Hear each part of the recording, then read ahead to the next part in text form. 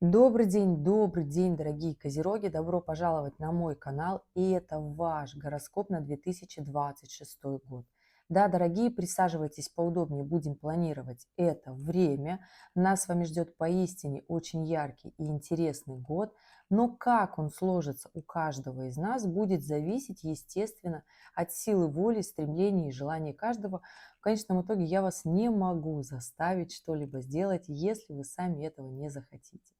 Да, дорогие, у нас в 2026 году многие события будут способствовать для нашего роста.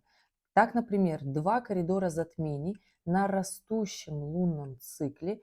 И это история, когда я вам скажу, что нужно наоборот сделать максимум своих усилий для того, чтобы было все очень хорошо. То есть чем больше сил приложите, тем больше будет движение вперед. Плюсом у нас три периода ретроградного Меркурия в эмоциональных знаках, то есть это в рыбах, в раке и в скорпионе. И козероги не очень любят такие периоды ретроградного Меркурия, потому что люди вокруг будут эмоционировать, а козероги – это те, кто могут двигаться четко по плану, согласно своими стремлениями. Поэтому здесь будет некий раздрай. У нас в 2026 году Сатурн, ваш управитель, меняет знак, переходит из волнующихся рыб в активного овна, и это тоже нужно понимать, какими будут наши амбиции и усилия. Точно так же, как и Нептун меняет знак из рыб в овна, и наши эмоции станут точно такими же яркими, быстрыми и дерзкими. Плюсом ваш второй управитель Уран меняет знак из стабильных тельцов, где он уже на самом-то деле очень много шума наделал с нашим уровнем комфорта, и мы его не просили. Он у нас в апреле переходит в знак зодиака Близнецы, в абсолютно нестабильную энергию, и все наши контакты, связи, социальные сети, коммуникации, все это претерпит тоже большие изменения и будет начинать влиять на нас всех. Из всего из этого Юпитер из неудачного позиции для Козерога меняет знак и переходит из Рака во Льва, и это будет летом 2026 года. И все это, пожалуй, немножечко не настолько все очень сложное, потому что большие планеты, они будут идти такие долго, стабильно, мы будем привыкать. Но у нас кармические узлы летом тоже меняют знак и переходят на ось Лев-Водолей. И это, конечно же, не будет пока влиять на козерогов, но тем не менее первая половина 2026 года – это кармические задачи и вопросики козерогам первой декады. И да, вишенка на торте всего этого у нас ретроградная Венера в Скорпионе осенью 2026 года, которая фактически продлится вот это влияние с середины сентября и до конца 2026 года. Понимаете, да, о чем я говорю? То есть сейчас буду рассказывать, как эти события, яркие на самом-то деле события, будут влиять на каждую отдельную декаду. Неважно, смотрите ли вы по Солнцу или по асценденту, влиять оно будет и так, и так. Да, ребят, это гороскоп по декадам, поэтому я буду рассказывать, как каждое астрономическое событие будет влиять на отдельную декаду козерогов. Поэтому слушайте, информация будет как для всех козерогов общая, так и по декадам, кому стоит в этот период обратить особое внимание, и как эти, для кого-то напряженные это будут моменты, для кого-то это будут моменты хоть и напряженные, но все равно нужно сделать выводы и пойти вперед, потому что мы, люди, к сожалению, ленивые существа, и мы не очень любим что-то делать просто так. Нам всегда нужно, чтобы нас либо заставили, либо событие случилось такое, что у нас пустой холодильник, и мы пошли заниматься теми делами, которые нам все-таки хочется заниматься, да, но мы откладывали для какого-то вот такого случая, да. И любовь, и отношения, и финансы, и карьера. Про это буду рассказывать в этом гороскопе. Поэтому, если вы смотрите по Солнцу, то есть вы родились солнечным козерогом, тогда первая декада козерогов – это все те, кто родился в декабре. Вот все декабрьские – это первая декада козерогов. Вторая декада козерогов, кто родился с 1 по 10 января. Третья декада, кто родился с 11 января и до знака зодиака Водолей. Это по Солнцу. Конечно, буду рассказывать вопросики кармы, но кармический гороскоп все-таки у меня выйдет еще в 2026, он будет работать целых 1,5 года, пока узлы будут находиться в определенном знаке. Поэтому про карму все-таки туда дальше. Если вы смотрите по асценденту, тогда первая декада козерогов по асценденту – это если ваш значок асцендента попадает с 1 по 10 градус. Если же попадает с 11 по 20 градус, это вторая декада козерога по асценденту. И если ваш асцендент попадает с 21 по 30 градус, это третья декада козерогов по асценденту. Ну что, дорогие, поехали. У нас с вами будет плюс-минус час. Если у вас будут свои вопросы, оставляйте в комментариях к этому видео. При этом пишите свою дату, время и место рождения, потому что общий гороскоп я буду рассказывать. Но когда у меня есть ваше время и место рождения, у меня фактически есть ключи к вашим во всем возможным вариантам развития событий. Это работает так. Я рассказываю общий гороскоп без вашего времени, без вашего места рождения. Мест на нашей планете очень много. Я знаю, меня теперь смотрят и на разных языках. Это тоже понимайте и учитывайте. Писать вы можете на любом языке. Я умею пользоваться сервисами, если ваш язык я не знаю. Ну что, дорогие, поехали. 2026 год для козерогов будет, можно сказать, по-разному. Однозначно будет движение вперед, а однозначно нужно наводить порядок. И это движение начнется с самого начала 2026 года, потому что вот могу сказать, что прям бой курантов придет у козерогов декабрьских, первой декады. Вот эта история начнет работать вот прям с начала дня рождений ваших, да, потому что у нас конец 2025 года, он будет, ну, личные планеты будут в квадратуре с Сатурном и с Нептуном. Все аспекты, которые в напряженном аспекте идут к Сатурну, то есть это всегда напряжение, которое заставляет нас что-то делать. Ну и Сатурн – это планета долгов, да, планета финансовой возможности. Во-первых, это планета социальная, то есть если у нас есть социальный статус, вес, социальный статус – это наше движение по карьерной лестнице, то есть вертикальная, можно и горизонтальная иерархия, неважно, да, у каждого своя работа, она ему нравится или не нравится, каждый это выбирает. Нет хорошей или плохой работы, есть та работа, которая приносит вам удовольствие, радость, это в виде финансов, в виде внутренней какой-то мотивации, у всех оно разное. Сейчас в силу социальных сетей эта история очень сильно смыта, и есть профессии такие очень красивые, но не факт, что там есть деньги, да. На это, кстати, есть финансовый гороскоп, дорогие козероги, в конце этого ролика прикреплю. Если вы еще не видели, такая брошюра для вас, на каких ваших тональностях нужно двигаться вперед, какие скорости включать для того, чтобы финансы у вас были. Если спойлер, это ответственность, это принятие решения, умение быть управленцем в том числе, ну и человечность, потому что все это включает наши качества, конечно же, человечности в том числе и одна из основных историй у козерогов, понимаете, да? Идем дальше. Да я сейчас всем козерогам говорю. Почему? Потому что Юпитер, дорогие, будет влиять на вас, на всех в январе 2026 года. Но эта история начнется еще в конце 2025, да. И очень сильно эту историю в начале почувствуют козероги первой декады и козероги второй декады. Потому что с начала 2026 у нас как раз-таки Юпитер будет делать оппозицию ко второй декаде козерогов, а там у нас и Солнце, и Венера, и Марс, и Меркурий скоро подсоединится с первой декады козерогов, поэтому здесь и первая, и вторая декада козерогов очень сильно будут чувствовать такое социальное давление на свою жизнь. Захочется, будет внутреннее такое еще ощущение, оно может быть и социальным давлением, может быть и внутреннее ощущение, что я не живу ту жизнь, которую я хочу двигаться вперед, но у меня как-то вот оно не совсем получается, эта история, и мне хотелось бы нечто большее, да, и эта история, нужно, во-первых, рационально посмотреть свою позицию в обществе, свои навыки, компетенции и владение собой, что вы умеете делать, достойны ли вы вообще, в принципе, другой работы, другой заработной платы, других отношений в своей жизни, потому что здесь будет такая внутренняя переоценка себя, потому что будет Юпитер в оппозиционном аспекте, он всегда дает наше несогласие с тем, что мы имеем. А здесь у нас и Венера, и Марс, то есть здесь и мужчины, и женщины будут недовольны своим положением, да, то есть козероги. Плюсом здесь работа в том числе, потому что Марс – это основная движущая сила, которая дает нам достигать и зарабатывать. И хочется, вот там сейчас все скажут мне, а вот хочется в легкости, нам же пиарят в легкости это все. Нет, основная движущая сила заработка денег – это Марс. Марс – это действие, когда нужно упереться и делать. А нам про легкость. В легкости могут зарабатывать только раки и все те, у кого там финансовые дома в раке.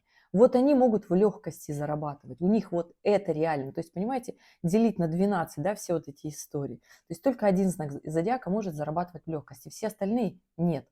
И то даже у раков основной компонент работать в легкости – это делать, потому что Марс – это наша движущая сила вообще нашего зодиака.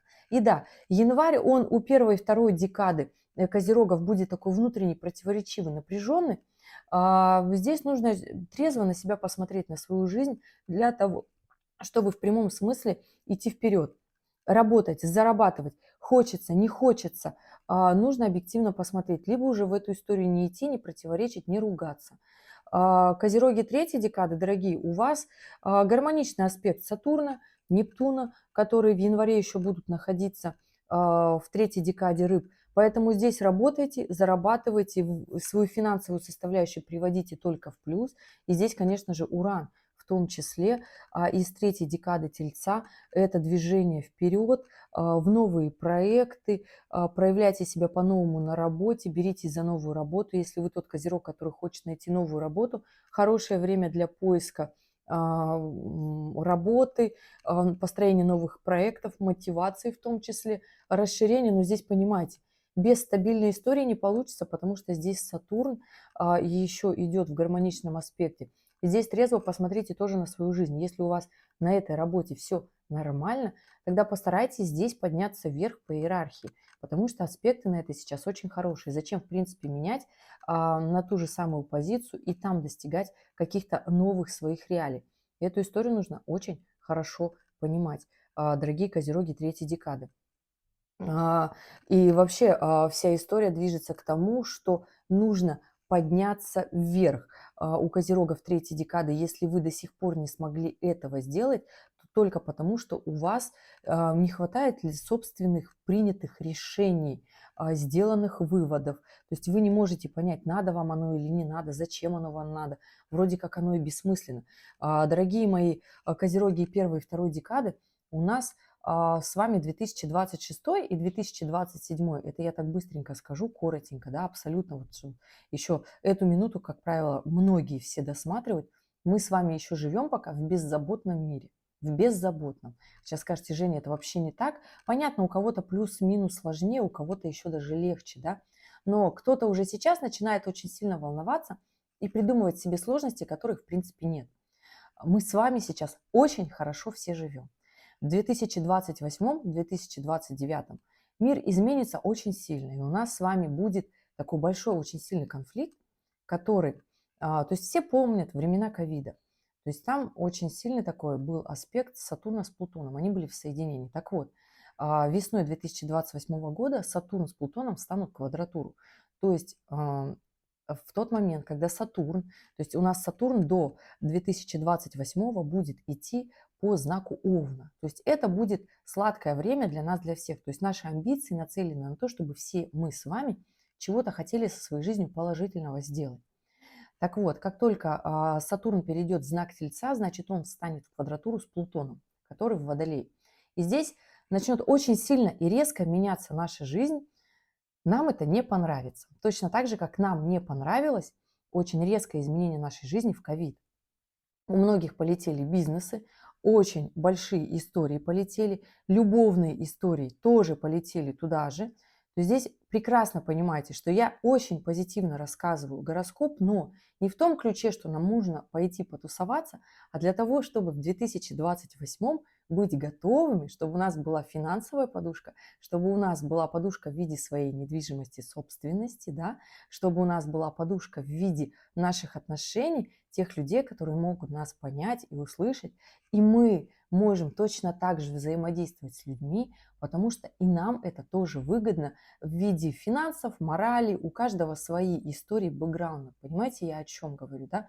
Потому что когда мы даже в финансах все яйца не кладем в одну корзину, у нас есть наш муж и жена, которые тоже зарабатывают, и когда у нас есть много вот этих финансовых историй, никакой кризис не страшен.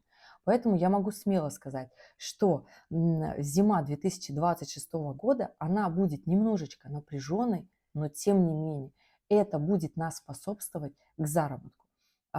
И это будет идти на очень позитивных началах. Поэтому в те моменты, когда нам захочется немножечко попереживать, мы собираемся и понимаем, что у нас сейчас все очень хорошо и у нас очень много возможностей.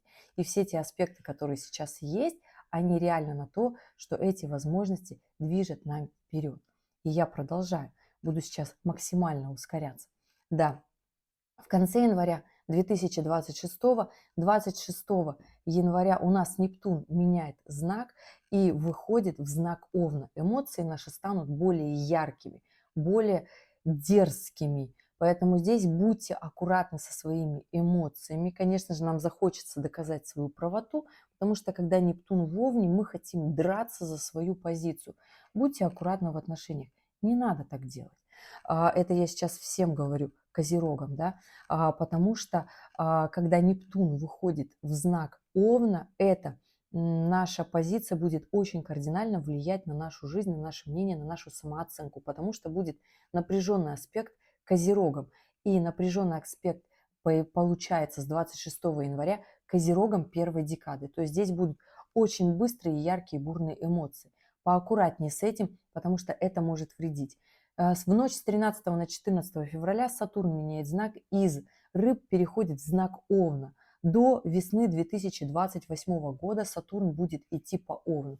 Да, сейчас пока он делает гармоничный аспект к Козерогам третьей декады, поэтому здесь, дорогие Козероги третьей декады, это гармоничный аспект, когда нужно просто напрячься и поработать, сделать больше, потому что это будет все же в легкости. Весной, зимой 2028 года это будет квадратура, это будет напряженный аспект, который, если вы не подготовились, то это очень жесткие, сильные долговые обязательства, которые невозможно будет вернуть или будет сделать очень-очень тяжело. Поверьте, сейчас все гораздо легче и проще. У нас пока есть тот уровень свободы, который мы хотим. Идем дальше. Февраль. У нас коридор затмений. Растущий лунный цикл.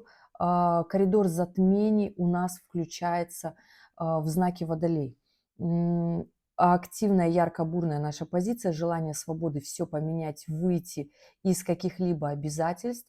Поаккуратнее с этими эмоциями, потому что будет такая разрушающая история. Плюсом у нас еще в этот коридор затмений включается ретроградный Меркурий в Рыбах. Сами понимаете, эмоции так себе будут влиять на Козерогах. Да, хоть и гармоничный аспект будет идти, но тем не менее будет такой дисбаланс, потому что Козероги все-таки привыкли к четкости и понятности. Да? Поэтому если все-таки в вашей натальной карте, дорогие Козероги, Меркурий находится уже в Водолее, да, или то вам будет как минимум проще и понятливее, да, но все-таки такая эмоциональная составляющая. Если у вас Меркурий будет в Стрельце в вашей натальной карте, не будет, а есть, то эта история, в принципе, тоже осознание. У Козерогов, у кого Меркурий находится в земном знаке, история такая сложная, понимаете, да, сложная к восприятию, но тем не менее не невозможно. Коридор затмений включается с 17 февраля, продлится до 3 марта. Начнется это новолунием в Водолее, закончится полнолунием в Деве. Понимаете, о чем я говорю? Продлится вся эта эмоция до 20 чисел марта. То есть весь март у нас еще будет послевкусие после коридора затмений. История такая, здесь не выпасть бы из своего эмоционального фона, если коротенько, да, если очень коротко. Так вот, в феврале, как пройдет февраль у Козерогов первой декады? У Козерогов первой декады здесь будут как раз-таки большие мощные вопросики от кармических узлов, потому что до 27 июля 2026 года кармические узлы будут завершать свой проход по оси Девы, Рыбы, и делать как раз-таки вопросики козерогам первой декады. Это фундаментальные вопросы к вашему Солнцу, к вашему мироощущению, декабрьские козероги. Кто я? Кем хочу стать, когда вырасту, если вы еще на настоящий момент вашего возраста не выросли, то есть если в вашей жизни присутствуют инфантильные действия в плане того, что вы живете в отношениях, и вы можете себе позволить просто так встать и выйти и сказать: вот мне это вообще все не нравится, мне это все надоело, я устал, я ухожу, при всем при этом у вас там дети, долги, жена, или там у вас муж, дети, бывает, потому что абсолютно все разное и всякое, и эту историю тоже нужно таки понимать, что и мужчина, и женщина по-разному себя ведут, и времена наступают такие, что и женщина может себе тоже позволить выйти вот так вот из обязательств, да, но тем не менее основное качество Козерога – это ответственность за все то, что мы в своей жизни натворили, да, все то, что мы сделали, мы должны быть за это ответственны в финансовом плане, прежде всего своим словом, своим делом. И вот такие вопросики: кто я? И всякие задачи будут в вашей жизни случаться различные. От того, чтобы вы максимально проявили себя как козерога, то есть максимально проявили свою ответственность. И если мы говорим про вашу работу, то эта история, конечно же, связана тоже с принятием той самой ответственности. То есть если работа будет сыпаться, вас будут все-таки подводить к тому обстоятельству, чтобы вы искали новую работу. А в новой работе что нужно делать? Конечно же, сначала показать свой уровень ответственности, иначе будет очень сложно и долго искать новую работу. То есть это вот такая история. У козерогов первой декады вот такие изменения сложатся в феврале. И все будет зависеть от вашего уровня ответственности. Как здесь поможет ретроградный Меркурий? Поможет наводить как раз-таки коммуникацию, включать вот такие человеческие качества, понимание, другую точку зрения, смотреть с душевной стороны на какие-то моменты в своей жизни, не просто с четкой, жесткой, а вот так понимая, что мир не такой однозначный, как хотелось бы понимать. Сложно, но не невозможно. Козероги второй декады. У вас, дорогие, вообще такая очень сильная, мощная история в феврале включается, потому что здесь у нас в феврале и в марте Лилит меняет знак. Лилит меняет знак, она идет, конечно же, по Стрельцу, но менять декаду будет, не знак. Менять Лилит будет знак, дорогие козероги, сейчас для всех. Лилит с 13 на 14 сентября меняет знак и переходит из Стрельца в Козерога. Поэтому уже потом это будет касаться всех козерогов. А пока она идет по Стрельцу, она косвенно через аспекты будет влиять, конечно же, на козерога второй декады именно в этот коридор затмений. Поэтому козероги второй декады у вас февральский коридор затмений – это история эмоциональная и любовная. То есть здесь убираем все иллюзии, здесь убираем все вопросы недоговоренности. Нужно садиться, договориться в отношениях, в личных связях, контактах. Вот такая вот история. Хочется сказать, что как-то оно будет сложно эмоционально, да, но наши эмоции – это те истории, которые отделяют нас от действий. Здесь нужно понять, почему так происходит в отношениях, почему всегда один и тот же сценарий. Здесь история с бывшим и история со своим непринятием любви, но тем не менее, если вы с этим разберетесь, здесь Юпитер делает все-таки оппозицию из рака, и эта история, если мы убираем свои противоречия и говорим себе, что мы на настоящий момент жизни были неправы, тогда история начинает меняться. Мы разбираемся в своих комплексах, потому что здесь еще и Лилит идет вот к этой большой такой связке кармических узлов, где Венера у нас и Солнце, и Луна будет уже, да, на конец коридора затмения. То есть здесь как раз-таки весь февраль и еще март у Козерога второй декады история связана с любовными отношениями. Почему же там не получается достичь той гармонии, счастья, любви, понимания и тепла?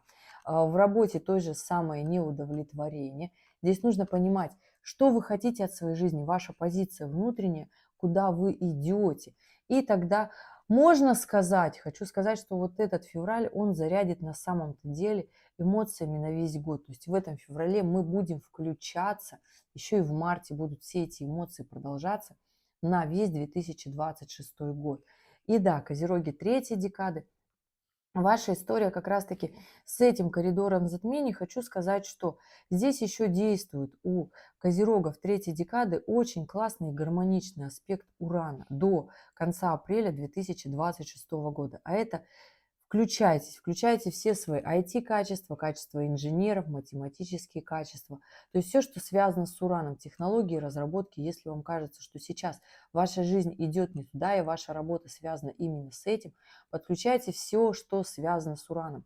В конце видео прикреплю ролик «Уран в близнецах», то есть наше влияние ураном, за что вообще отвечает уран. Посмотрите, если вы до сих пор не смотрели, примите верное решение, движение вперед, потому что у Козерогов третьей декады, половина 2026 года, это максимальное движение вперед, все, что связано с ураном. Хоть и потом у нас уран войдет в близнецы, но все-таки останется еще такая, еще долго он будет стоять в первых градусах. Будет такой далекий аспект, но все-таки рабочий.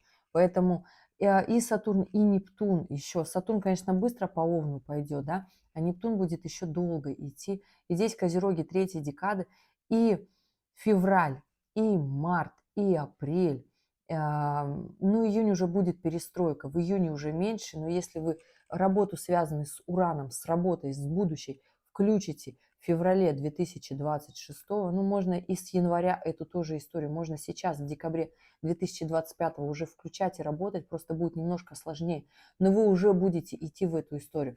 Тогда и июнь 2026 года у Козерогов третьей декады это будет движение вперед. Наводите порядок в своей жизни, связанный с работой, с финансами, с долгами. То здесь у вас будет максимальный взлет и развитие. Убирайте все свои противоречия, все свои эмоциональные составляющие, которые вы считаете, там, вы недостойны, вы не заслуживаете. Подождите, в сентябре только придет Лилит в ваш знак. Здесь нужно с этой историей вот туда ее отложить, а сейчас просто давите на газ своих возможностей. В любовных отношениях наводите порядок, не уходите в свои какие-то иллюзорные состояния, что снимайте корону с головы, понимаете, о чем я говорю, да? Потому что момент, когда кармические узлы поменяют знак, короны полетят очень быстро, но про это чуточку позже. И идем дальше. Март 2026 года будет зависеть от февраля, насколько эмоций мы, не просто эмоции, насколько мы свои эмоции конвертировали в действие, тогда, конечно же, будут истории, связанные у нас в марте, продолжаться. И здесь, конечно, я хочу сказать, что они у нас будут потрясающие. Ретроградный Меркурий, коротенько просто скажу, не могу сказать, что какой-то период ретроградного Меркурия будет фатальный, очень сложный, неприятный, и как-то вот он будет очень сильно влиять. По сравнению вообще со всеми другими событиями, ретроградный Меркурий просто будет немножечко окрашивать наше настроение, и мы будем сбоить в коммуникации. С 26 февраля по 20 марта будет ретроградный Меркурий, он будет в рыбах. При всем при этом он будет в потрясающем гармоничном аспекте с Юпитером. Если мы не тормозим, мы движемся вперед в профессиональном плане, то этот ретроградный Меркурий будет на нас положительно, гармонично влиять. То есть нам будут нужны эти эмоции. Если мы захотим уйти в депрессивное состояние, нас ничего не спасет. То есть мы уйдем в это депрессивное состояние в январе, но это вообще не к месту. Мы уйдем в марте, это тоже не к месту, потому что здесь нужно делать. Чем больше мы делаем, Козероги первой декады, в своих вопросиках честолюбия поднимаемся, да, в своих козерожьих качествах, да, то есть мы включаем планирование. Что делают вообще все Козероги первой, второй, третьей декады в эту весну? Достаем блокнот, ежедневник и пишем себе, что мы хотим сделать. Вот прямо у нас включается 2026 начало, и мы пишем, кто мы и куда мы хотим идти. Вот такая история.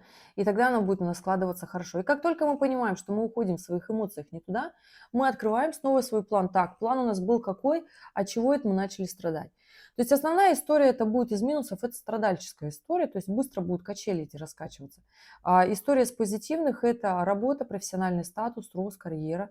И у Козерога второй декады это очень сильное движение роста вперед. То есть здесь Юпитер в оппозиции будет идти первую половину 2026 года по второй декаде рака.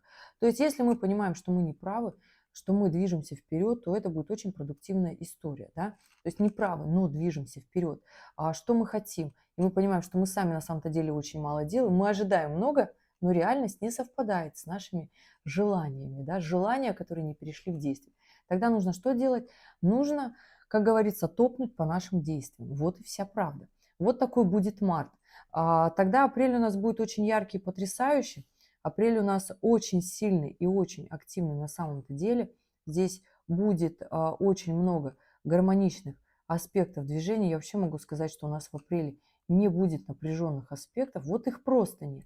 Я сейчас кручу в астропроцессоре апрель, и это правда вот я уже дошла до 24 там, апреля, да, до 26, когда у нас как раз-таки Уран начинает менять знак, и он встает в квадратуру к кармическим узлам. То есть до этого момента, до последней недели апреля, у нас апрель вообще очень классное движение вперед. Конечно же, если мы февраль и март очень хорошо потрудились над своей продуктивностью, если мы не включились и в любовных отношениях, и в работе, то у нас, конечно же, в марте мы очень сильно проваливаемся в иллюзиях, потому что здесь Лилит держит просто в квадратурах все основные такие аспекты, которые нам вообще не нравятся. Да? То есть и кармические узлы, здесь и Меркурий, здесь и Марс, здесь те аспекты, которые нам не очень хочется, да, чтобы у нас вот так вот сложно складывались. Но, тем не менее, все мы люди, все мы можем уходить в минусовые состояния, но не уходите в депрессивные истории, они нам никак не помогут.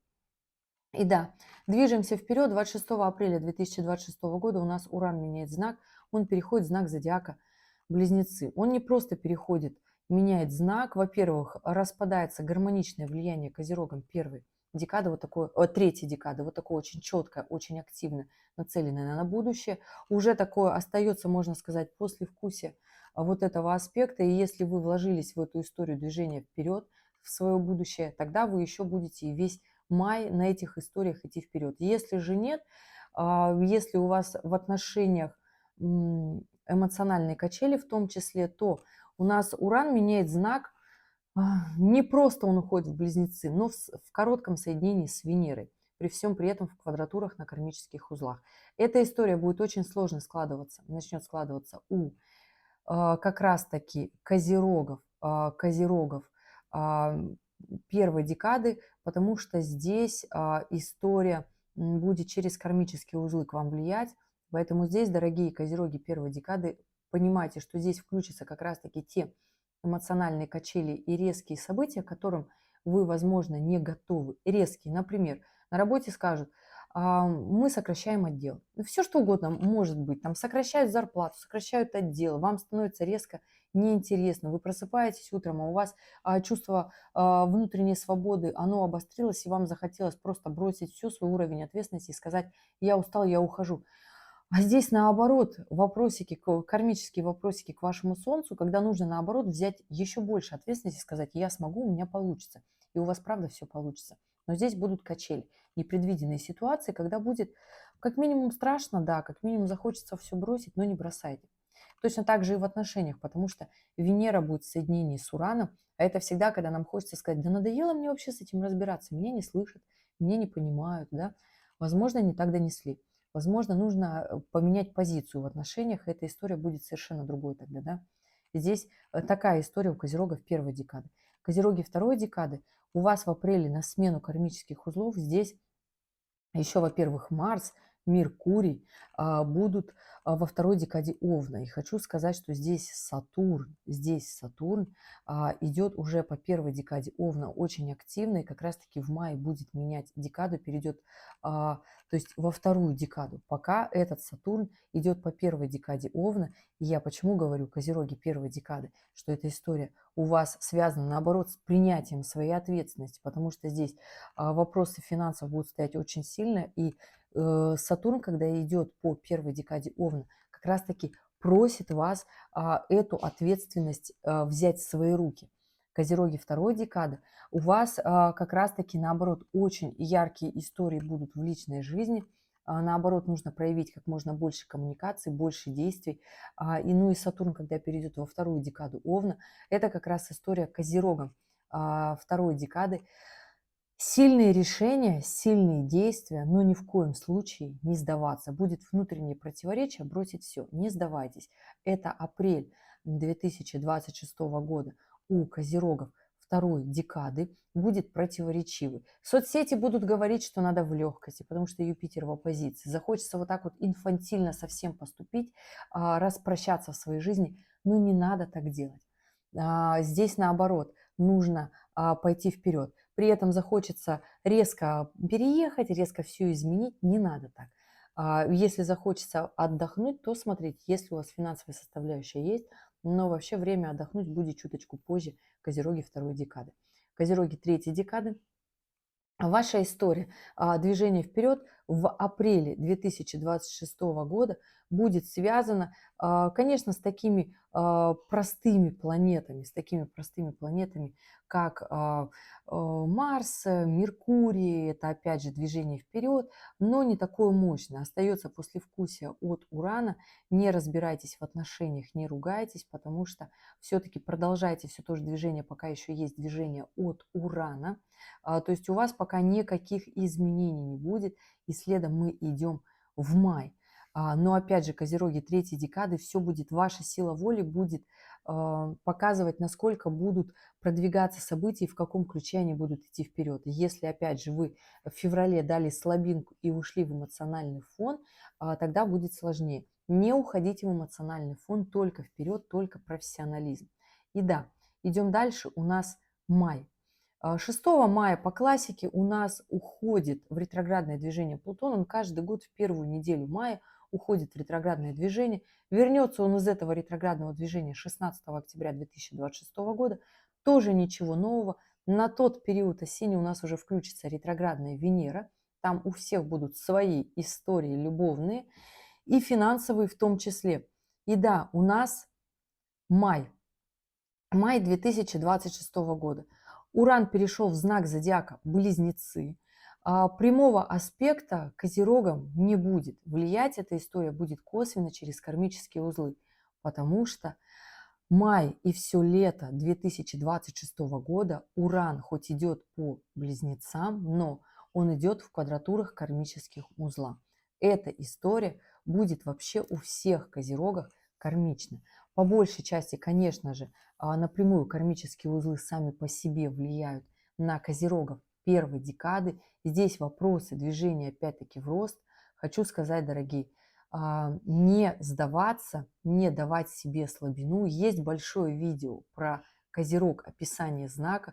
Вот для других знаков не дошла. Если вы смотрите это видео по асценденту, у меня пока дошли руки только до Козерогов и для Скорпионов. Вот они очень сильно хотели, и еще рыбы просили. Вот, наверное, в скором времени солнечные рыбы получат большое видео про себя. То есть такая история, да. Пока не доходит вообще история, у меня руки дойти, времени нет. Вы мне пишете, разделите видео по декадам. У меня нет этого времени делить по декадам. Я по декадам нахожу времени писать это видео, потому что проще всего рассказать вообще про всех козерогов, а там сходится, не сходится. Так я же еще и упираюсь по декадам, делю, чтобы у вас максимально сходилась ваша история. Потому что кому-то нужно надавить на газ, кому-то нужно остановиться и особо ничего не делать. Понимаете, вот такая история. Идем дальше. Но история проявить себя максимально гармонично в согласии со своим знаком зодиака, своим характером будет у всех козерогов. Это май, июнь, июль и август. Почему забегаю вперед? Потому что в августе у нас очередной коридор затмений. Вы чувствуете, как ускоряется мир, да, хотим мы этого или нет. У нас обычно коридоры затмения в мая, март, сентябрь. В этом году, в 2026 году, у нас ускорение эмоций и действий. У нас февраль и август. И в августе у нас коридор затмений, но в июле у нас очень множество событий, понимаете? Поэтому май. Каким будет май? Небольшая встряска будет у козерогов первой декады, потому что Уран все-таки давит на кармические узлы. У козерогов первой декады очень сильная история эмоциональная, очень сильная история действий. У козерогов первой декады включается напряжение, то есть напряженный аспект Нептуна из Овна. То есть здесь не уходим в иллюзии, не выходим в обманы, не выходим в какие-то иллюзорные состояния в своей жизни, потому что хочется, конечно же, пойти в легкие деньги, хочется пойти и как-то в себе, ну, как-то вот по-быстрому заработать, да. История будет очень с напряженным концом. То есть если у козерогов третьей декады история связана с мошенничеством, пока Нептун находился в рыбах, да, эта история была в гармоничном ключе, все-таки у вас все закончилось хорошо, да, то у козерогов первой декады сейчас с мая вот эта история начинается еще и эта история начинается еще и в феврале, и в марте, и в апреле. и в мае 2026 года, то эта история включается такая очень сильная, мощная, яркая, связанная с иллюзией, с такими состояниями депрессивными, желаниями измены, желание найти где-то эмоциональные свои качели, где-то пристроить на стороне. И эту историю нужно очень хорошо понимать, да, козероги первой декады. Поэтому я вам просто коротенько в самом начале сказала, что нужно проявить себя максимально чистолюбиво для того, чтобы ваша жизнь пошла в плюс. Но депрессивное желание вот, от Нептуна все-таки оно будет. И понимайте, что Сатурн, идя по Овну первой декады, будет, конечно же, козерогом первой декады, все-таки заставлять стимулировать к заработку, к финансам. То есть эта история сложится в мае у козерогов первой декады, и она будет в мае продолжаться. Поэтому здесь, конечно же, дорогие, понимайте, что не нужно уходить вот в эти истории так очень сильно, очень сложно, просто. Опять же, у нас есть план, и мы к нему идем, да. Козероги второй декады, здесь история, конечно же, очень сильная. У вас будет движение в мае продолжаться точно так же, потому что совсем скоро Сатурн перейдет во вторую декаду Овна, и у вас в мае как раз-таки поднимутся вопросы, вынужденные вопросы приобретения, покупки недвижимости. Они не будут легкие и простые, естественно, да, они будут как раз-таки очень такими яркими, мощными, будут обстоятельства вас к этому подводить, и на самом-то деле это хорошо, потому что если у вас будет своя собственность, это нормально, свое жилье, вопросы движения к этому. Козероги третьей декады, вот здесь смотрите, в мае, если вы ничего не сделали в январе, в феврале, в марте, в апреле 2026 года, то в мае, в самом начале, Юпитер переходит в третью декаду знака Рак. И он будет делать оппозицию к Солнцу Козерогам третьей декады. А это сильные внутренние противоречия, насколько вы согласны или не согласны вообще с тем, что есть у вас в жизни. То есть, если вы объективно себе скажете, что я почти полгода ничего не сделал, ничего не делал, то есть это состояние будет у Козерогов как раз-таки третьей декады, будет весь май и июнь. 30 июня Юпитер поменяет знак, выйдет из Рака во Льва. То есть история будет здесь совершенно другая уже включится, да. Но послевкусие у Козерогов третьей декады останется. Реализованность, внутреннее ощущение реализованности своей жизни, достигли вы того социального статуса, который хотели.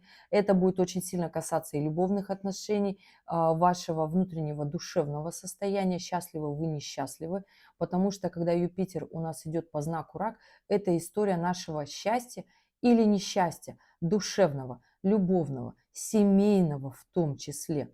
Ну и, конечно же, вопросы нашей внутренней реализации. Готовы мы, не готовы, идем ли мы туда, или мы вообще не туда не идем. То есть это вот такая интересная составляющая.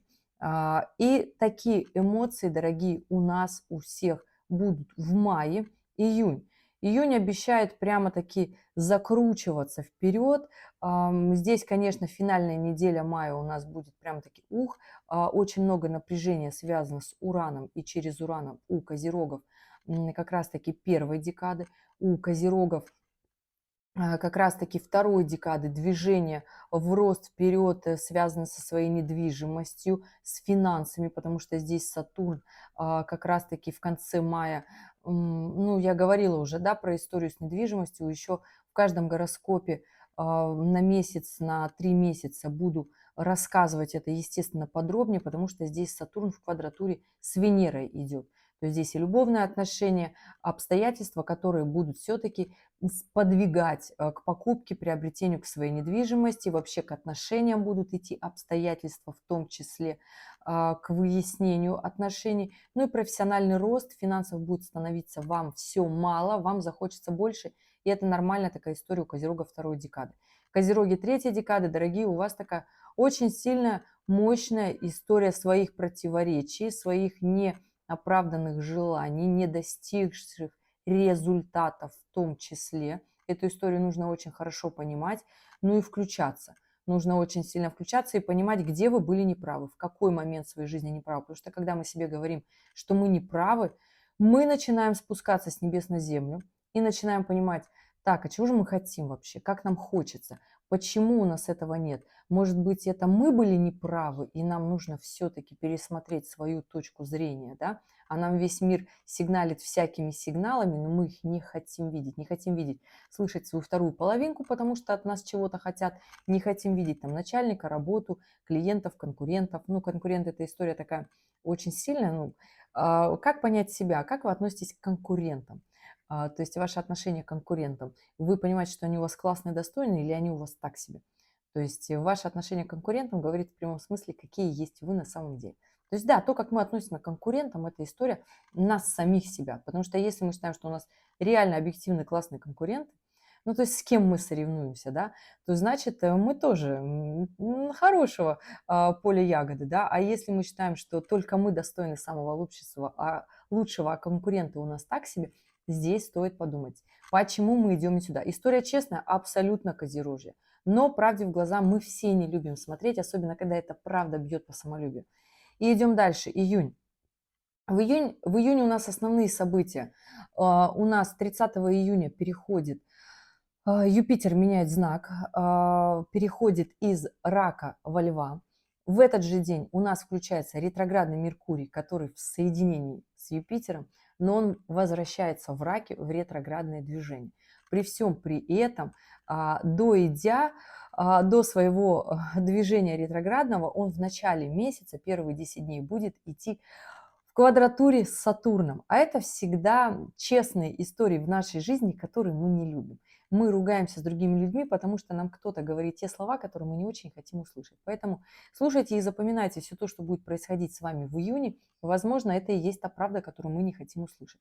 30 июня у нас Юпитер меняет знак, но при всем при этом, если кто смотрел гороскоп на 2025 год, осень, новый уровень, да, то я рассказывала там про аспект Юпитер в оппозиции с Плутоном. Это аспект очень больших и мощных, сильных денег. Так вот, кто осенью 2025 года уже что-то, какие-то кирпичики, фундаменты заложил в своей жизни, тогда у вас будет эта история очень четко, очень классная. В июне, в июле включится. Если нет, то тогда здесь она только начнется. То есть понимаете, сколько времени будет потеряно. То есть фактически больше, чем полгода. Да? А так июнь, конечно же, у козерогов первой декады очень сильные, мощные истории, которые будут еще и эмоциональные. Не уходите в эмоции, депрессивное состояние. Козероги второй декады. У вас истории, связанные с приобретением недвижимости, поиск работы, новой работы, вынужденные обстоятельства, повышать свой социальный статус и зарабатывать больше. Нравится, не нравится. У кого-то это будут истории любовные, связанные с тем, что я устала, я ухожу, меня вообще никто не любит, не понимает. Но эта история, если основана на финансах, потому что финансовая составляющая не является таким стимулом как раз-таки для того, чтобы мы все бросили нашу работу, бросили наши отношения в том числе. То есть эта история только движение вперед. У козерогов второй декады. Козероги третьей декады, у вас история, конечно же, будет очень яркая, очень интересная. Движение вперед и движение дальше. Но на тех началах, которые вы начинали в первой половине 2026 года. То есть зимой и весной 2026 года, если вы вложились в работу, в карьеру, в любовные отношения, тогда июнь у вас будет продолжение всех этих действий. Ну и, конечно же, просто действия станут ваши яркие, действия станут ваши более последовательные, и вы будете не только плавно, но очень сильно идти в сторону приобретения своей недвижимости, потому что для козерогов третьей декады эта история 2027 года очень четкая, очень яркая. Да, 2027 год. Не буду давать какие-то иллюзорные моменты, потому что в общем гороскопе здесь нет аспекта Сатурна в прямом смысле. А если вы напишите свои данные, дату, время, место рождения, тогда я по личным данным, может, у вас домарные сетки работают, и очень хорошо как раз-таки уже сейчас будет движение в сторону недвижимости. И да, следом у нас идет июль. В июле у нас очень сильно работает классная, потрясающая история Юпитера. Юпитер переходит в знак Льва. Как эта история сложится вообще на всех козерогов, да. Ну, вообще уйдет внутреннее чувство противоречий, что мы недовольны, не согласны, чего у нас нет. Эта история такая достаточно сложная, но тем не менее не невозможная, да. Здесь нужно двигаться вперед, расти в профессиональном, социальном плане, захочется движений еще больше, при всем при этом захочется больших заработков всем козерогам, потому что Юпитер будет в оппозиции с Плутоном, очень хорошая история будет влиять вот эта оппозиция через Нептун. Через Нептун, и все-таки Сатурн у нас к концу года вернется обратно к Нептуну, будет, конечно же, соединение. То есть эмоциональный фон будет раскачивать вас, зарабатывать больше денег. Это я сейчас говорю всем козерогам, всех декад. Но, опять же, если внутри есть чувство, что мы устали и мы не хотим двигаться дальше, тогда дальше вы не пойдете. Это тоже нужно таки понимать. Но, опять же, в июле, кроме всего этого, я говорила ранее, что Юпитер в оппозиции с Плутоном – это аспект очень больших денег, миллионеров, миллиардеров, но они в легкости даваться не будут. Поэтому прекрасно понимаете, какого полета вы птица. Это нужно очень четко понимать. При всем при этом, здесь, конечно же, еще такая очень мощная история. В июле у нас 7 июля уходит в ретроградное движение Нептун, 26 июля уходит в ретроградное движение Сатурн, ваш управитель, дорогие козероги, но он возвращается из ретроградного движения и как раз-таки будет делать очень хорошие аспекты и вот этой оппозиции Юпитера с Плутоном, да, то есть соединиться с Нептуном, и эту историю тоже таки нужно понимать. Что у нас еще в июле? Заканчивает ретроградное движение Меркурий 23 июля. Он будет в Раке, и на этот момент как раз-таки противоречия у близких, с близкими, с любимыми у всех козерогов, потому что он будет фактически возвращаться из как раз-таки третьей декады Рака, поэтому козероги третьей декады, общение с близкими, с любимыми, противоречия будут у вас, конечно же, в вашей жизни стоять на повестке дня, это нужно тоже понимать. Козероги второй декады, точно так же у вас будет эта история, плюсом здесь могут немножко остановиться сделки, уйти коммуникация, сложности в договорных отношениях, будьте аккуратны в июле, здесь козероги второй декады. В моментах сделки проверяйте, перепроверяйте, потому что ретроградный Меркурий как раз-таки будет в квадратуре с Сатурном, который еще, ну, тоже будет там уже ретроградный, но тем не менее, все, что связано с сделки недвижимостью, трудовой договор может быть тоже гибкий, нестандартный, какой-то увиливающий, понимаете, да? Вот здесь будьте аккуратны. И во всех вообще договорных отношениях козероги второй декады. У вас прям это точно.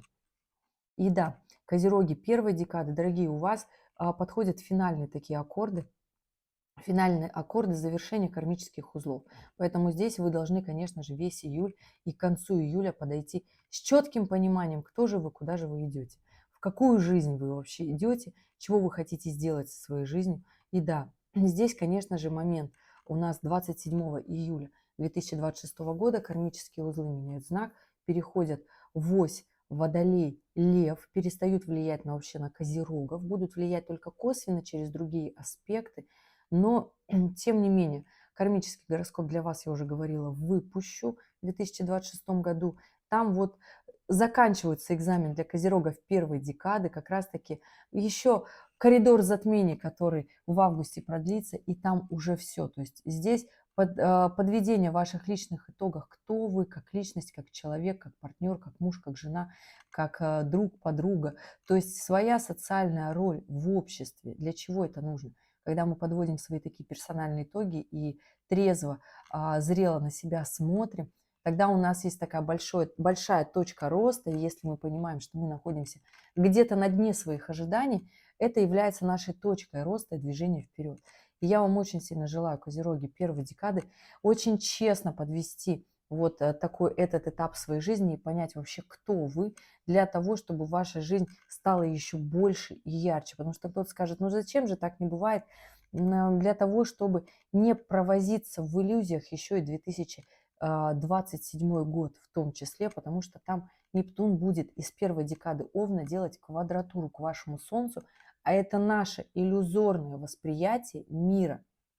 То есть фактически то, как мы к этому миру относимся, да, и то, какой есть мир, и наше его представление, это все вообще разные вещи. Мир вот он такой, но наше желание видеть и быть в нем вот так, оно будет не совпадать. Поэтому здесь, дорогие козероги первой декады, подведите вот этот итог, и тогда у вас будет все очень четко и понятно двигаться далее. Следом у нас идет коридор затмений, который у нас включится 12 августа. С 12 по 28 августа у нас будет коридор затмений. Он у нас тоже на гармоничном лунном цикле. Я хочу сказать, все козероги, всех декад, он у нас очень, очень классный и очень потрясающий будет этот коридор затмений с нашими такими мощными, сильными осознаниями, как мы хотим, или как мы даже, возможно, не хотим. Но, тем не менее, очень много гармоничных аспектов. Очень много гармоничных аспектов. В этот коридор затмений вообще в целом август он будет очень позитивный. Здесь нужно только эту историю таки понимать. Да? Кому будет сложно, единственная сложность будет у козерогов. Первая декада, сейчас скажете, я вас не люблю. Да нет, здесь просто складывается точная оппозиция Венеры с Нептуном ретроградным. То есть это все наши разбор полетов, наше иллюзорное восприятие нас, наших отношений, нашего мира. Здесь убирайте розовые очки, убирайте все иллюзии. Скорее всего, посыпятся в этот коридор затмений все иллюзии на ноль. Поэтому здесь, скорее всего, в этот коридор затмений придется козерогам первой декады в этом разбираться. Падут все иллюзии. Вот такая история. У козерога второй декады будет очень хорошая продуктивная история. Движение вперед. Здесь Сатурн в очень гармоничных аспектах. И к Юпитеру. К Солнцу и Луну понятно, потому что коридор затмений у нас включается во Льве. Это нужно таки понимать, да. И будет такая очень яркая, позитивная история для козерога второй декады: приобретение недвижимости, сделки, работа, новая работа, гуляние, свидание в том числе. Очень хорошая история будет у козерога второй декады. И если на этот момент у вас есть долговые обязательства, закрывайте их. Не нужно это растягивать еще послевкусие на очень долго. Козероги третьей декады. Ну, дорогие, хочу сказать, что для вас и коридор затмений будет очень хорошие, позитивные, яркие эмоции. Почему? В чем будет складываться эта история? Будет работать через Сатурна однозначно эта история, будет работать через Солнце, Луну, потому что у нас закончится коридор затмений как раз-таки 28 августа, 28 августа, и это у нас будет полнолуние, это у нас будет полнолуние в рыбах. Да, такой момент, который принесет либо очень много позитивных эмоций козерогам третьей декады, либо принесет такое, знаете, разочарование, я бы так сказала. Но не надо разочаровываться, потому что здесь должны быть на самом-то деле очень позитивные эмоции, истории, связанные с финансами, и себя в личной жизни в том числе, потому что Сатурн здесь на финал коридора затмений, он в конце августа будет в гармоничном аспекте с Юпитером. Когда две социальные планеты в гармоничном аспекте, это очень хорошая история для финансовой возможности, стабильности, движения вперед. Да? Это очень хорошая история как раз-таки и для наших моментов, связанных с любовными отношениями, потому что Юпитер, идя по Льву, эта история связана как раз-таки наши любовные отношения, яркие, те наши чувства, страсти, которые мы себе любим, ценим.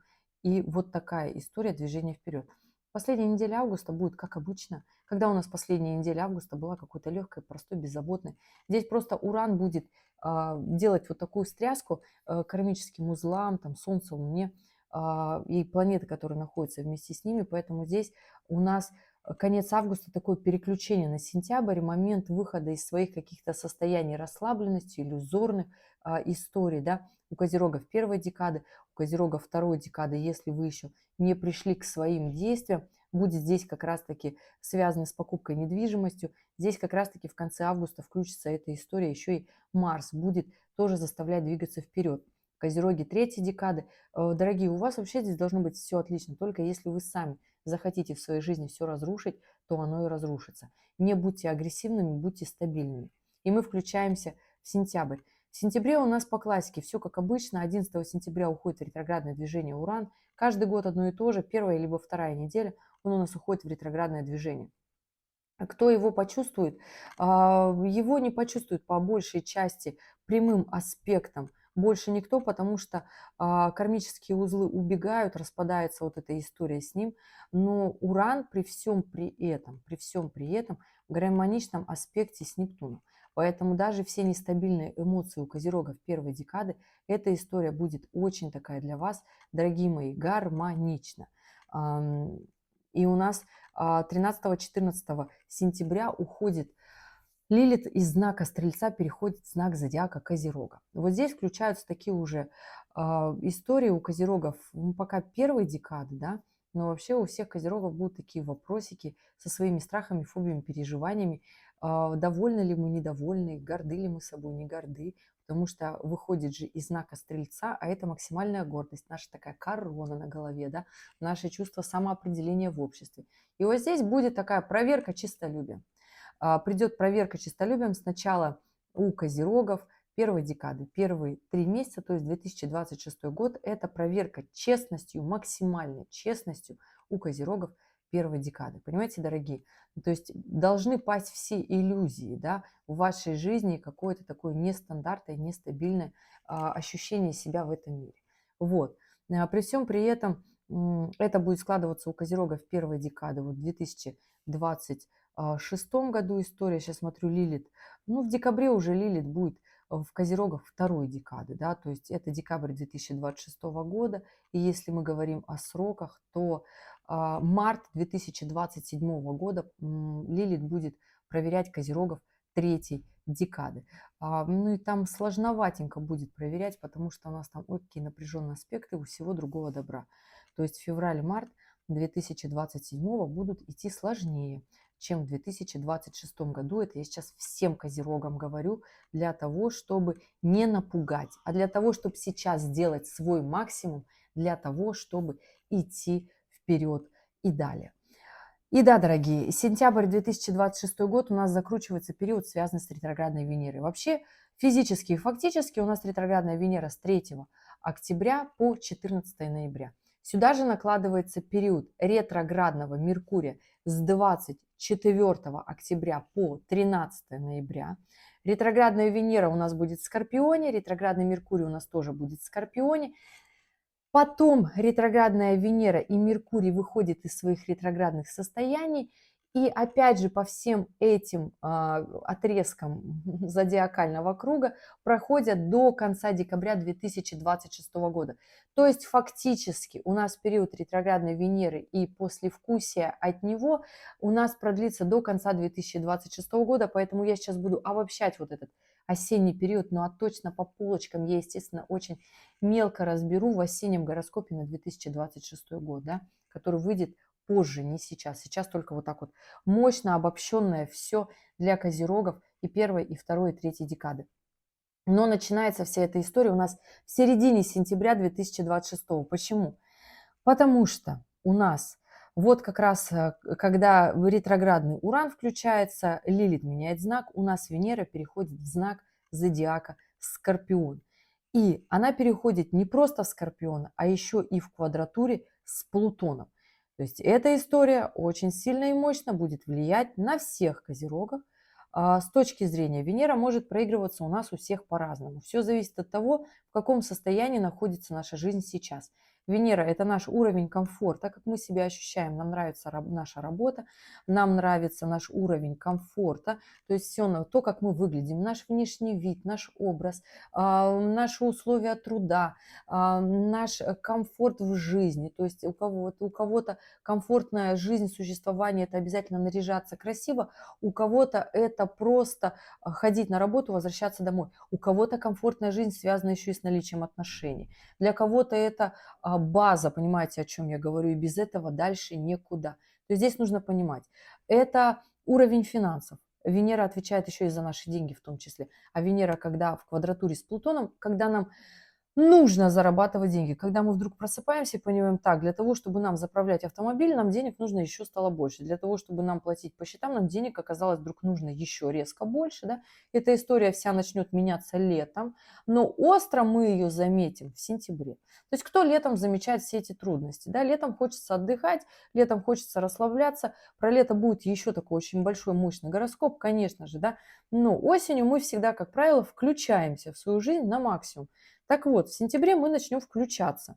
А делать, скорее всего, ну, самые осознанные и сильные, у кого сознание работает очень сильно, начнут уже делать это, конечно, еще и в августе, да, но в августе мы все хотим отдыхать, слушать вот гороскопы про отдых, да, но в сентябре включаются уже как раз-таки эти моменты финансов. Любовные отношения тоже у нас работают по Венере. Когда Венера у нас в Скорпионе, еще и в квадратуре с Плутоном, мы хотим в этих отношениях резко навести порядок. И наводим мы порядок этот, как правило, очень сильно и делая свои какие-то очень дерзкие, резкие выводы, когда мы не согласны. Не согласны. Мы начинаем очень сильно манипулировать, давить и всяческими способами настаивать на своем.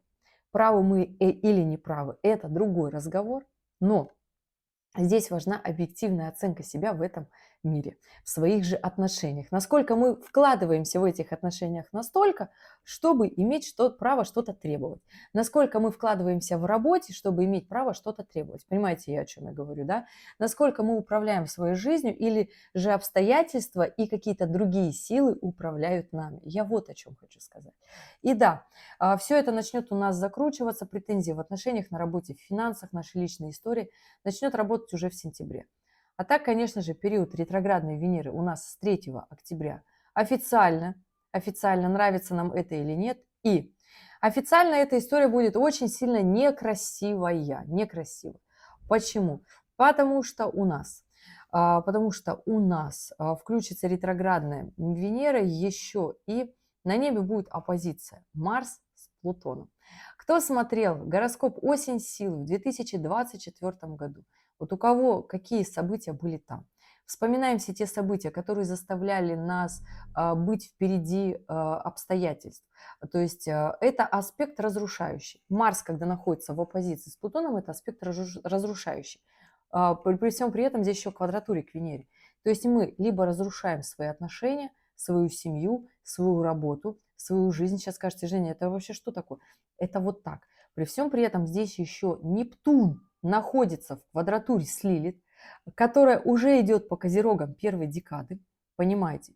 У козерогов первой декады вот эта история, вот я сейчас всю картинку рассказываю, которая у нас будет плюс-минус, зарядит нас всех в октябре 2026 года. Но будет, конечно же, это все распадется, но послевкусие, то есть было бы все классно, если бы мы были роботами, да, то есть мы выключились, аспект распался, да, мы выключились и все. Но мы-то люди. То есть если с нами случилась какая-то ситуация, мы ее долго просто переварить не можем, мы не можем поверить, что с нами жизнь поступает так, и нам кажется, что это несправедливо. Но я вам хочу сказать, что жизнь на самом-то деле очень справедлива. И если вот здесь мы не будем себя отыгрывать как козероги, то жизнь будет реально несправедлива. А быть козерогом – это быть максимально ответственным за все. И вот если вы будете максимально ответственны за все, максимально честны и будете делать реально свой максимум, тогда у вас все будет только конвертироваться в деньги, устоявшиеся в отношения, будет в комфорт в вашей жизни вкладываться, и вы будете понимать, ради чего это все. Напоминаю, 2028 будет сложнее, гораздо сложнее, потому что 2026 это вообще такая разминка, которая нас подготавливает закалиться. И да, а при всем при этом у нас к концу октября подкатывает еще Юпитер в соединении с южным кармическим узлом. И эта история будет очень сильно противоречива, потому что там еще и будет Марс. Вот этот Марс с Плутоном, который сейчас к концу октября откатится и будет в соединении с Юпитером, в соединении с южным кармическим узлом. Все это будет во Льве. Когда гордыня наша будет раздута до небес, когда нам будет казаться, что мы вот такие классные, мы совсем не согласны и мир несправедлив. Если в этом состоянии сказать себе, что чего-то я не дорабатываю, потому что у меня до сих пор нет того, что я хочу, тогда жизнь начнет меняться. Если здесь уходить в такую легкость, потрачу последние деньги на отдых, потом можно остаться у разбитого корыта в ноябре, однозначный факт, и в декабре в том числе. Если сказать, что я сейчас буду со всем добром этим судиться, да, то есть мне захочется как-то вот юридически прям доказать, что я прав, история будет двоякая. Можно, конечно, судиться, но за что? Финансы-то тратиться будут в начале, нервы-то будут тратиться в начале, и время. Время – это тот ресурс, который не вернешь. Можно деньги вернуть, но время нет. Но иногда даже не надо тратить свое время на возврат каких-то денег. Я вот о чем хочу сказать, понимаете, дорогие? Вот такая история, которая будет у нас идти в октябре и в ноябре, и в декабре мы будем ее дорабатывать. Поэтому здесь я хочу сказать, что нужно двигаться вперед, нужно как раз-таки в своей работе, в профессиональной истории тоже включиться. У козерогов первой декады очень эмоциональная будет история, связана со своими страхами. Это их октябрь и ноябрь и декабрь. То есть здесь нужно будет подводить честные свои итоги. У козерогов второй декады в октябре и в ноябре очень хорошая история приобретения своей недвижимости, если вы еще не сделали. То есть, понимаете, у вас история эта включилась еще в феврале 2000, то есть начинает включаться, то есть к заработку, к финансовому построению своей вот этой истории, и уже в октябре реально можно купить свою недвижимость. То есть понимаете, как быстро вы можете все это сделать, потому что Сатурн будет идти по Овну. То есть если вы максимально прикладываете свои усилия, вы максимально быстро получаете результат. Ну и аспекты вам тоже это говорят. Козероги третьей декады. У вас, дорогие мои, история будет, знаете какая? Она будет работать весь октябрь и весь ноябрь. Будет у вас эта история очень сильная и очень мощная. Ну, про ретроградный Меркурий, конечно же, я не буду вот такие истории очень сильно рассказывать, да, но люди, по крайней мере, будут у вас очень классные в жизни попадаться, которые вам будут говорить: делай, делай как можно больше, будут настраивать вас на движение вперед, да. И здесь нужно на самом-то деле покопаться в своих страхах и понять, чего же вам на самом деле страшно, почему вы тормозите двигаться вперед, потому что здесь можно будет взять еще уровень больше, а можно его будет и не взять, побояться и остаться. Вот такая история будет на конец 2026 года. Я вот октябрь сейчас прокрутила у козерогов третьей декады. И эта история, понимаете, вы можете здесь в октябре, в ноябре и в декабре начинать зависать над тем, что делать не надо. Не надо тормозить, не надо уходить в свои какие-то иллюзии. Здесь очень хорошая история у вас может быть сложиться в отношениях. Козероги третьей декады, если вы опять же наведете порядок в отношениях, потому что ретроградная Венера откатилась в весы, будет делать квадратуру к козерогам третьей декады и фактически в ноябре и в декабре заставлять вас в прямом смысле повести себя красиво в отношениях, настроить свою личную жизнь и двигаться вперед. И если вы не будете в это идти, будет получаться очень сложно. Будет получаться никак. То есть основной такой ключик – это понимать, что же вы все-таки хотите в отношениях, что же вы хотите в своем уровне комфорте, в своих же финансах. Но опять же, в ноябре месяце у нас Венера не ретроградная, то есть до 5 декабря у нас Венера будет находиться в весах и будет делать квадратуру к козерогам третьей декады. Говорила уже про что Венера, да, и эта история, конечно же, связана про все эти сферы, у каждого может проиграться по-разному, но козерогов третьей декады обстоятельства будут вынуждать поступать красиво, договариваться и быть дипломатами и в любви, и в работе, и в профессиональной сфере. Да? То есть и вот такая очень сильная, мощная и важная история. И сейчас, дорогие мои, итог по 2026 году, выводы. Какой же будет 2026 год у козерогов первой декады? Здесь, дорогие мои, смотрите, у вас до того, как кармические узлы до конца июля поменяют знак, можно сюда же и в август в эту же копилочку, у вас большой мощный вопрос и экзамен к вам. Кто вы как личность, какие трудности вы можете выстоять, как вы ведете себя как человек, в каких обстоятельствах, перед какими обстоятельствами вы начинаете сомневаться или же наоборот идете вперед, то есть вы тормозите или же вы действуете, да, как вы себя ведете в любых ситуациях вообще жизненных.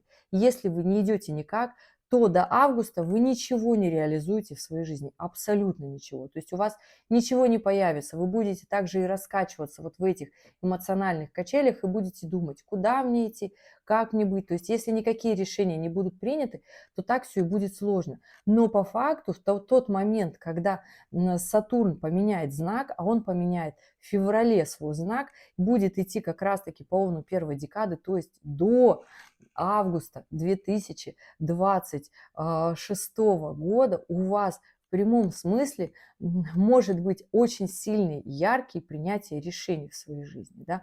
Но опять же, там Нептун точно так же поменял знак, и здесь будут эмоциональные качели, то есть свои раскачки. Слабый вы человек, сильный ли вы человек. Здесь нужно четко разобраться в своих слабостях до сентября 2026, до тех пор, пока Лилит войдет в этот знак Козерога и будет идти по солнышку Козерогам первой декады. Поэтому здесь, дорогие Козероги первой декады, если по событиям, у вас, конечно же, обстоятельства, которые будут вас вынуждать зарабатывать больше денег, разбираться с долгами, но вы можете с ними не разобраться, потому что вы будете себя чувствовать несчастными, потому что будет себя чуточку жалко и как-то казаться, что жизнь несправедлива. А жизнь очень сильно справедлива, дорогие. И поверьте, если вас просят отдать долг, отдавайте. Если обстоятельства заставляют вас зарабатывать больше, значит, это нужно вам, вашей семье и движению вперед. То есть эту просто историю нужно очень хорошо понимать. Здесь хорошая история социального роста, движение вперед по карьерной лестнице, но опять же, нужно принимать решения и быть ответственными. Здесь вопросы вынужденной иммиграции, переезда, переселения в том числе, если вы захотите этого сделать или же не захотите. И здесь кто на что гораст. Здесь возможны варианты развития событий, здесь любовные отношения в том числе, они у вас будут в гармоничной истории или же в деструктивной. И это тоже нужно очень сильно и хорошо понимать. Козероги второй декады. Ваша история до тех пор, пока Юпитер будет идти по раку, очень сильная история движения вперед с точки зрения социального статуса, роста, с точки зрения своих профессиональных качеств. И здесь тоже нужно двигаться очень сильно вперед. До мая 2026 года социальный рост. Опять же, вы можете все это время потратить на выяснение отношений и говорить, что вы не правы. В том числе Юпитер находится в напряженном аспекте, когда обстоятельства заставляют вас решать свои вопросы путем приобретения жилищных вопросов, имущества, да, то есть путем заработка, путем обретения недвижимости. Эту историю тоже нужно очень сильно понимать. Плюс Юпитер будет расширять вас в семье, завести ребеночка в том числе. Очень хороший момент роста, движения вперед, но было бы желание. Опять же, когда мы находимся в моменте, мы считаем, что жизнь несправедлива, мы себя жалеем, то мы не предпринимаем никаких действий, мы становимся в позу жертвы, можно это так сказать, в роли жертвы. Но когда мы говорим себе, что мы не правы и мы правда косячим, тогда мы начинаем что-то с этим делать. И это получается очень классная профессиональная история и в любовных отношениях точно так же. Козероги третья декада. Вот здесь, дорогие, поинтереснее. У вас на самом-то деле до мая 2026 года, пока есть гармоничный аспект Урана, профессиональный рост и взлет. Вы можете делать даже меньше, но получаться будет очень хорошо, неоднозначно. Вас будут замечать. Но если вы будете делать свой максимум, эта история будет очень классная. Потрясающе классная, шедеврально классная. Но это нужно таки понимать, что это надо делать. Понимаете, я о чем говорю? Потом у нас включаются такие изменения, когда будет у нас и июнь, и июль немножечко полегче. Здесь такой момент отдыха для козерогов третьей декады может наступить. Но потом опять, тем не менее, включение июнь, июль, ну, конец июня, июль, август, движение в рост, профессиональный рост финансовый через, конечно же, аспект с Нептуном, эмоциональные качели Нептуна будут раскачивать все-таки козерогов третьей декады в том числе. Ну и к концу 2026 года любовные отношения, уровень комфорта – это и осень. Это и осень 2026 года. Вопросики в отношениях будут, уровень комфорта, своя финансовая составляющая, чего достигли, чего не достигли. Это просто очень нужно честно понимать, не бояться и идти в рост. Максимально идти в рост, и тогда у вас будет все хорошо, дорогие мои козероги, и первой, и второй, и третьей декады. Вот такой 2026 год. Могу смело сказать, что он у вас будет очень продуктивный. Главное, в самом начале 2026 в январе, либо подводя итоги в 2025, сказать себе честно, вот кто я есть, вот прям сесть и написать, я хороший человек, где вообще, в чем и по факту. По факту. Что я сделал в своей жизни, что есть в моей жизни.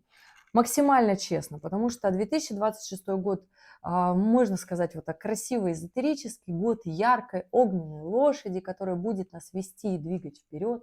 Но эта история будет основана у козерогов на честных фактах и выводах.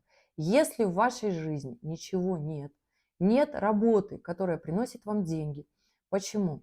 Если вы не можете платить по своим счетам, почему так случилось? Кто за это виноват? Кто за это виноват? Если в вашей жизни нет отношений, значит вы безответственны, потому что настоящие отношения не влюбленность. Влюбленность – это чувство, которое основано на эйфории, на гормонах. А если в вашей жизни нет отношений? А отношения – это то, что появляется, когда мы берем ответственность за другого человека и за других людей, детей, которые появляются в нашей жизни.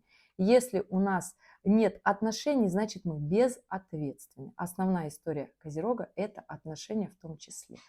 Со мной можно спорить сколько угодно, но жизнь показывает обратное. Я понимаю, что мы все сейчас очень умны, но конец 2026 года и период ретроградной Венеры на самом деле покажет нам, кто насколько умен.